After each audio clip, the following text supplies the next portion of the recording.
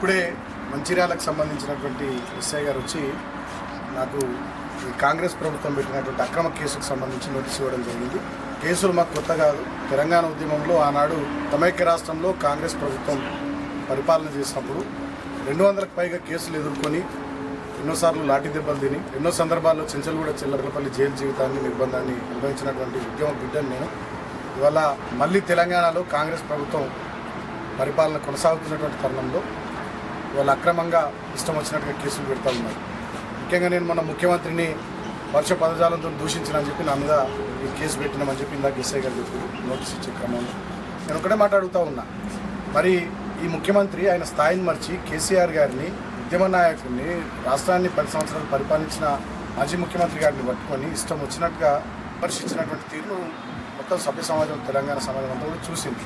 అదేవిధంగా మా మాజీ మంత్రుల్ని, మా నాయకుల్ని, ఇవాళ కాంగ్రెస్ ప్రభుత్వంలో ఉన్న మంత్రులు కానీ నాయకులు కానీ ఎట్లా విమర్శిస్తూ ఉన్నారో, ఎట్లా పరుష పదజాలంతో మాట్లాడుతూ ఉన్నారో ఇలా రాష్ట్రం అంతా చూస్తూ ఉంది.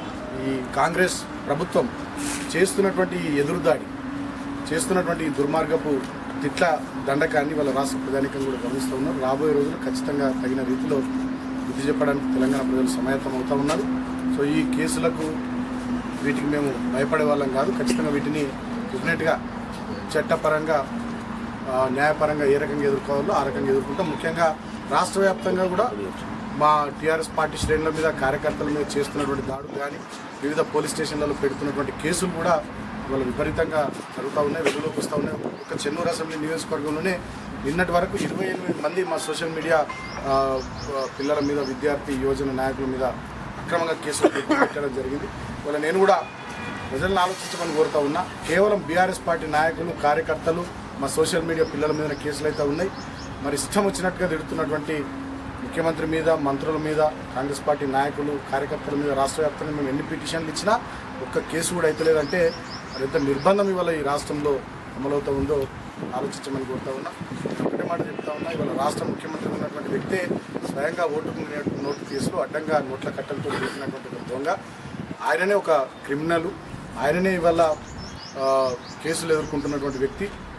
నిన్న సుప్రీంకోర్టు నోటీసులు కూడా ఇచ్చింది ఓటుకు నోటు కేసులో. కాబట్టి అటువంటి వ్యక్తి నుండి ఇటువంటివి తప్ప ఇంకేవి రాష్ట్రానికి మంచి జరిగేటటువంటి పనులు పెద్దగా ఆశించే పరిస్థితి లేదు. సో ఎన్ని నిర్బంధాలు ప్రయోగించినా, ఎన్ని కేసులు పెట్టినా వేటికి భయపడేది లేదు. ఎందుకంటే ఇవాళ మేము బతికే ఉన్నాం, మా నాయకుడు కూడా బతికే ఉన్నారు. మా కళ్ళ ముందర తెలంగాణ తెచ్చినటువంటి నాయకుడిని పట్టుకొని, తెలంగాణ కోసం అహర్నిశలు తప్పించిన నాయకుని పట్టుకొని, తెలంగాణ నువ్వు గొప్పగా అభివృద్ధి చేసిన నాయకుని పట్టుకొని ఇష్టం వచ్చినట్టుగా మాట్లాడితే డెఫినెట్గా చూస్తూ ఊరుకోవడానికి మేము, తెలంగాణ ప్రజలు ఎవరు కూడా సిద్ధంగా లేరు. అదే కాకుండా వల్ల నా మీద ఇష్టం వచ్చినట్టుగా, మా నాయకుల మీద ఇష్టం వచ్చినట్టుగా మాట్లాడినటువంటి వాళ్ళ మీద కూడా రాష్ట్ర వ్యాప్తంగా వివిధ పోలీస్ స్టేషన్లలో మేము పిటిషన్లు ఇచ్చినాం, చెన్నూరు నియోజకవర్గంలో ఇచ్చినాం. ఎక్కడ కూడా ఒక కేసు నమోదు చేయకపోవడం ప్రభుత్వ మొండి వైఖరి, ప్రభుత్వ కక్ష సాధింపు వైఖరికి నిదర్శనంగా నేను భావిస్తూ, తెలంగాణ ప్రజలారా గమనించండి, ఆలోచించండి.